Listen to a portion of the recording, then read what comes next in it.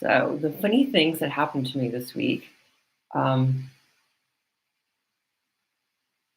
well, let's see, the coffee pot. I used to drink coffee all the time, and with these mocha pots. But recently, I haven't been able to make coffee because of when I make it, all the water comes pouring out of the bottom of the cylinder rather than going up through the component. And so I get no coffee. I just get lots of hot water all over the place. And that happened 3 times. I changed the rubber ring um, once, and I tried a few times, 3 different days, and each time the same thing happened. So I had Ryan try the coffee pot because I thought something was wrong with it. And in fact, it worked fine for Ryan. So that was a strange coincidence. Sometimes I think there's the universe telling me things like, you need to be healthier, you need to give that up. And I was making it quite strong coffee, and it affects me quite badly. So probably some strange things like this do happen in my life. For example, if say I stole, not even stole, but by mistake didn't put a bulb of garlic through the register at the grocery store, I would end up somehow paying for that or feel like I'd paid for it with some universal rebuttal. And so I really try to be honest all the time and not lie and do the right things for my health. And sometimes it gets a little boring because you can't cut corners, and and you have to be kind of good, but at the same time, I think it's part of who I am now, which is a Buddha. And so I have to behave in like the best possible way. And that includes not trying to influence things like elections or too involved in worldly matters, because in fact, uh, I get quite sick when I try to involve myself in that. And the other thing that happened, the strange thing that happened was electric lights that I was putting on the Christmas tree. I actually decorated my Christmas tree this year. I was so scared to do it last year. Actually, I was so depressed I couldn't possibly think about it in the past bunch of years. And and also I didn't have enough money to buy a Christmas tree sometimes. But I put the lights on and it made me feel better. And it's really jolly. I'm happy I did it. But when I went to plug in something, because I rearranged all the electrics, and but I didn't rearrange all the electrics. I just plugged something in after putting up the Christmas tree, and the lights went out in the house, and I thought I'd blown a fuse, but in fact, it wasn't a fuse. It was the whole range of houses, or the whole row of houses that were connected with. All the lights went out, and only for maybe a minute or two, and then everything came back on again. And I didn't see any workers around, but that was a kind of a strange thing. And then Darren came over in my mind and said, everybody's going crazy because they say you plug something in and you blew all the electrics in the area. And maybe that's true. I don't know, but it was a weird coincidence. The other thing was a dream about my grandfather, which was a little bit religious. And he was with a friend, and he said, Karen, they're having us recite and learn religious texts over and over all day long, every day. We go on and on every single day. We're learning all the different religious texts. And it seemed like they were in a safe place, and they were in a calm place. And and I don't know, maybe it made me think maybe he's in a heaven that where they prepare you to become back as a bodhisattva. He was a pretty good guy to me. I don't know, you know, and my mother said he was good. She never said anything bad about him. Um, and he seemed to back her up a lot. So I wondered if he made it. And it also makes me wonder if people that are associated with me, like family members and things, um, automatically go up there, or do they have to be good to me? And would my mother go up there? Because is she playing a role that she was put here for, or is she actually? a narcissist and she's been damaged. And I don't know, it's a really confusing idea. Like, would if there were a Dante's heaven or a Tushita heaven, um, would she go there, or would she go to the hell realms because she was not so nice to me? But I don't know. It's a confusing idea, and I keep trying to look it up, and or I keep wondering about it, but I don't know. I get lost. I get no answers from my mind, and then it starts me to thinking how similar the Buddhist heaven and hells are to the Dante heaven and hell realms, um, and how they have levels and um, and deep punishments that go on and on and on. And I wondered if at some point there was a connection between the two, like there was some area where these thought processes started and it went out toward the east, and it went out towards the west.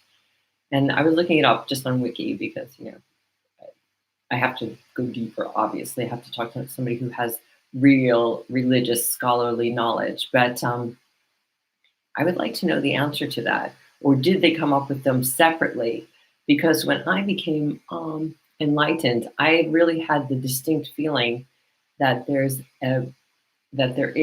a heaven and hell realm. I do know the idea came to me really strongly after enlightenment, and when I started researching into history, because before this I had never been interested in really learning about heavens and hells in different religions, or even in religions, really, because I rejected most of the dogma that came along with religion. I don't like the idea of it. I think it closes us down to a lot of opportunities because, not, as you know, I think that not one religion has all the answers. There's a multitude of ideas that come together and create what is actually the truth, and none of us actually has a proper idea of what the truth of what goes beyond us, what we know in everyday life is. We just have maybe little clues, inklings, intuitions, but we don't have the real answers. And the only thing we do know is that we have to behave in ethical ways. And so when I was being interviewed, after I had my nervous breakdown, for example, I was being interviewed by someone whom I really don't trust, and or didn't trust at the time, maybe because I was paranoid, but at the same time, maybe it was because there was a real reason not to trust her, because at some point she asked me what cult I belonged to. And it started me thinking that she didn't have my best interests at heart, that there was something else going on there. But when I answered her question, when I thought about her question, answered it within, a few seconds, I said, well, really what I believe in is Buddhism, because I like the idea, well, the Tao isn't part of Buddhism, but it couples quite well with it. I like the idea of the Tao. I like the idea of Buddhism being connected with physics. And I said, and I like the Ten Commandments. Those are the things that I believe in. I'm not belonging to any cult. I don't think people should believe in cults, or and they should. I think that people should always keep their minds open. So that is what I think about those religions, and the dream about my grandfather brought me to start to think about those ideas this week. And so I started looking up Barbara O'Brien, or I looked up something by Barbara O'Brien regarding Maitreya, and Barbara O'Brien said, "Oh, Maitreya, she's not existing, or he's not existing at this moment, and wouldn't be in our current reality because we haven't forgotten the Dharma." But we haven't forgotten the Dharma, but we don't actually behave in the right way to prove that we actually believe in the Dharma. I mean, there's a difference between mentally knowing something and actually physically behaving in a certain way. And I think we have forgotten it because most of us don't behave in a way that creates, um, I don't know, good karma, or behave in a way that the Dharma would, that represents the Dharma. And I mean, look at how much greed we have, and how much hatred, and how much violence we just, and and it's terrible, in fact. And so I would say we have forgotten the Dharma, and I think that there is a chance that I'm Maitreya, and her comment made me really angry, because I was like, "Who are you, Barbara O'Brien? Who exactly are you, and where do you come from?" And I tried to look her up, but she said she studied under two people, but it wasn't like, I don't know. Maybe she has a PhD in religion. I'm not sure. But as regards that, if am I famous, and am I known in a lot of places? Well, at when I went on my trip to Nepal, somebody was really excited because they'd heard about my writing and they'd read some of it, and they were excited I was on the trip with them. Then there was someone at work who said, "Karen, everybody knows you're a DJ except for you." And um, and I was like, "Really?" That really made me confused. And then, of course, there was somebody who gave me a tape measure with flowers all over it, and said, something about, uh, "Karen, if you've said it, it's all over the internet." And I'm like, "Really?" So these things made me nervous and confused, and I wondered why I couldn't see any of these things. And I mean, it was so odd. And then these people, these actors visiting John Lewis and coming walking up directly to me to talk to me, or looking across the hall, across the floor at me. And it's kind of, I feel like I've been hazed, or made to feel crazy, because because, am I paranoid, or am I delusional, or is this really happening? And then Lama says things to me, and you know, that make me think that this is all happening. On my birthday, Google Google page comes up with a giant birthday cake, and it's been happening for, I don't know, 3 4 years maybe. And I thought it was maybe Google's birthday, and I'm always scared to press on the birthday cake, 'cause I don't want to know. I kind of want this to be my reality, and I'm scared to find out it's not. So I'm kind of like between the 2 points, and I don't take the chance to actually find out what the birthday cake is about. And so I still live in that dream reality, but dream slash reality. And then I had a little snippet of Bill dancing behind Cyndi Lauper during some gay pride event, and and I was so happy for him, because he was really excited, and the crowd the whole place was packed out, and Cyndi Lauper was wearing this black outfit with peacock feathers, and she raised the feathers, and she was singing True Colors, and the black outfit had eyes all over it in silver, and I thought that's really funny. When I went down to um, Grenfell Tower, and they had the big eye with the tear coming out of it. You know how I'm always crying and things like that. It's so embarrassing. That's what I do. And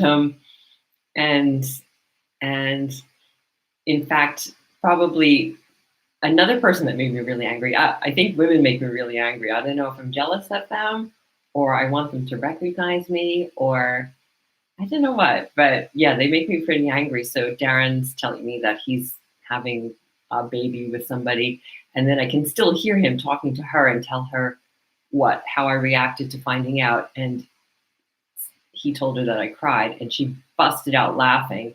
And oh, I went up in flames. I got so angry that that it was I was incensed, and Darren had to calm me down. Um, yeah, but mostly I don't think Darren's around anymore. Something's happened. He doesn't seem to be there. Although somebody's watching now on this YouTube channel. And basically, I guess that's what I was going to say this week. It's kind of, more rambling. And I'm just putting together ideas and getting used to being who I think I might be, and uh, putting on probably too much makeup, and but I love it, um, and putting on too much makeup because Darren said I had to, because people were saying things when I didn't wear makeup, and it's a bit funny because I go to the gym in full makeup, and I get up every morning and I make sure I do it. But right now it's fun because I can be creative because I have a lot of eye color palettes, a palette. Wait, yeah, an eye color palette, so I can create looks, different looks that may or may not look good, but at least it's creative. So um, yeah, that's that's and I was really excited. What was it? I was so excited this week to find Rick Wakeman uh, and his Morning Is Broken piano piece, because apparently he wrote most of that piece for Cat Stevens, and didn't get recognized for it. So I was glad that he got recognized, rightly recognized, and that it fit in what I needed to say this week. Um, and and also that he has a Christmas show going on, and he released a Christmas album, so he gets to sell. Hopefully, he gets to sell more of those, or he gets more recognition than he was previously getting. Because when we get older, people aren't as interested. They want all the new and up and coming, and the fresh and ideas. But sometimes it's good to have older, stable ideas, and the knowledge and the wisdom of older people. So I'm glad that Rick Wakeman came up this week. That was a good thing for me. I was happy. Yeah. Okay. Thanks. Bye.